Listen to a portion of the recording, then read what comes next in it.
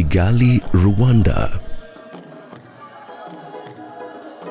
At least 2,400 participants drawn from 53 African countries and 27 other countries come together for the Inaugural Africa Protected Areas Congress to discuss the role of protected areas in conserving nature. This is the inaugural Protected Areas Conference for Africa. In the past, we've always gone to the World Parks Congress and did not have a platform to discuss African solutions to protected areas. So this Congress is critical for the future of protected areas in Africa. And because it's the first, it sets the platform and baseline which we can build on to talk African solutions for protected areas in a unique way. Imagine the size of Africa, the lack of communications in many ways. This is our chance to meet organizations that we probably have never heard of and probably never met. So the excitement is very much there, and the fact that this conference is happening in Africa is incredibly important to everybody. Ladies and gentlemen, please rise as The Congress was attended by former African heads of states, at least 16 African ministers, as well as representatives of indigenous communities, all of whom came together to develop a singular voice in charting a path for Africa's conservation agenda. The Africa Biodiversity Collaborative Group, ABCG, a consortium of 7 international non-governmental organizations with a wealth of experience on African conservation matters, played a key role at the Congress by advocating for deeper collaboration among stakeholders within the conservation space. It's quite exciting to have all ranges of people come to this conference. I think we have an array of people, but most importantly, you've talked about indigenous people, you've talked about local communities. The prevailing paradigm now in conservation is putting people at the center of conservation. And so all these local people, the key message I hear them passing is, can we put people at the center of conservation? Can conservation be for the benefit of local people and indigenous peoples? Can conservation not just be what it has been in the past?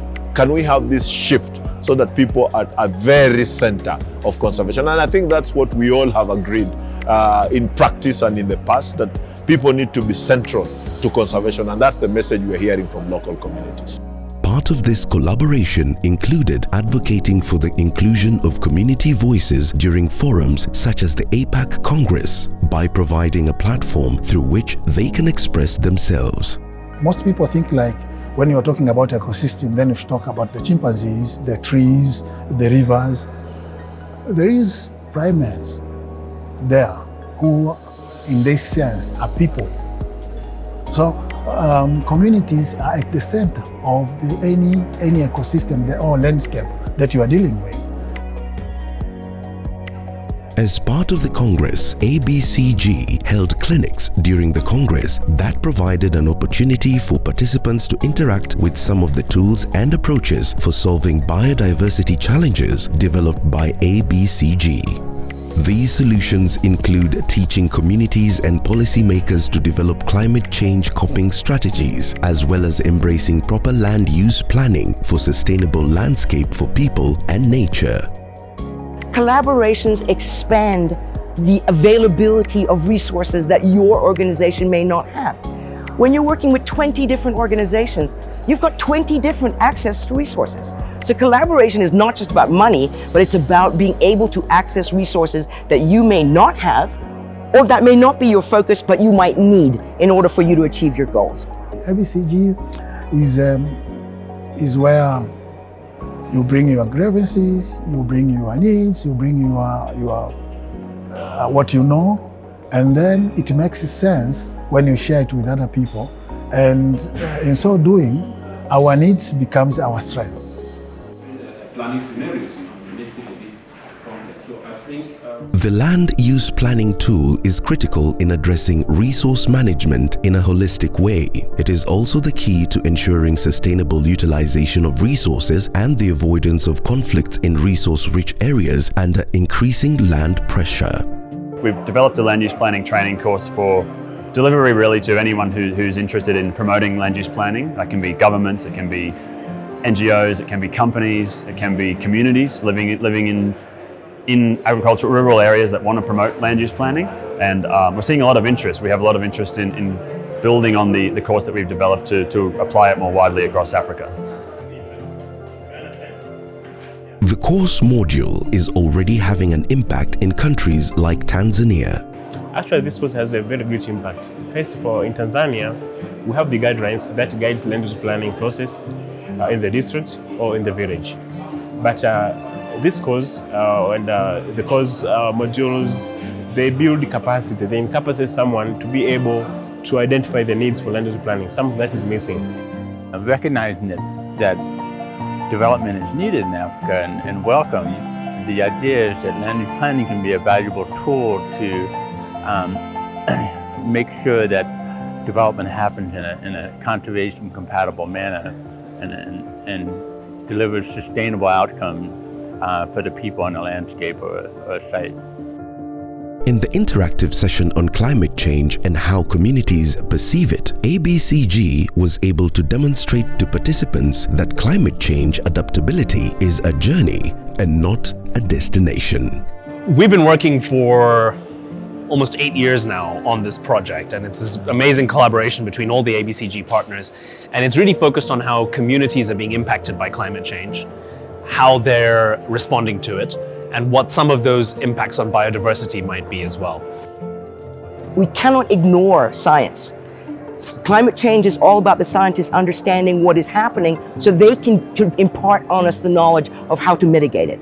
So science is the basis of the work that these organizations do. So it's fact-based work, but the important thing is it is translated and encouraged for local communities to participate so that we can gain their traditional knowledge, marry it with scientific information in order for us to be able to develop, identify and develop mitigations to challenges that we see as communities and as researchers and as the scientists.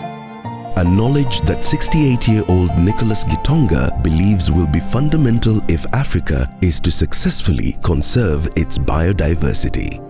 Mimi kwangu, I think ni tunasema aje, si mbali sana na msitu.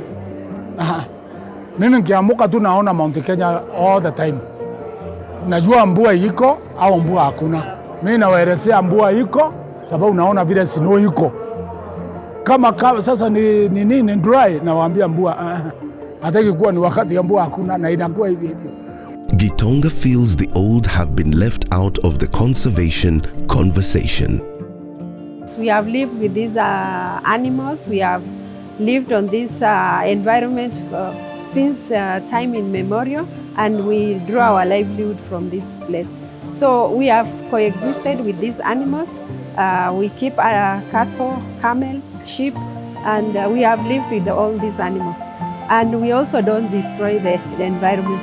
We have our cultural way of managing the resources. We have to have people at the forefront. And these people, it's not only telling them what to do, no. They have an indigenous knowledge. They all have indigenous knowledge. They've lived with the wildlife and forests over many millions of years. So they know what has been happening. So they have that knowledge, which we need to take and then bring in science on top of it. And then we get on the same understanding. From interaction with participants as well as member organizations, it is clear that success in conservation cannot be achieved by one entity alone. ABCG will continue to foster this collaboration for the sake of current and future generations. ABCG has come to coordinate collaboration among us, and we think that that was a missing piece. And we salute ABCG for the wonderful work it's doing in convening us, in collaborating effort, and helping us to work together for the good of Africa. The Kigali call to action that was adopted by the conference and sets out important action points and priorities for biodiversity conservation resonates with ABCG's core belief. Conservation must put people first and should be a collaborative effort. If you look at the number of landscapes we've covered in Africa, there's no way we could have done that as a single organization. If you look at the projects that we've done, no way we could have done that as a single organization. And all the events today, again, all organized under the auspices of ABCG. So it's hugely important, not just to us, but in my other projects as well. It's all about creating partnerships. So to my fellow Africans, let me say this. We have to have the pride. We have to have the confidence. And more than anything else, we have to have the passion that this is our home. This is the land that we live on. These are our animals, our trees, our forests. It's our livelihoods. If we don't care, who does?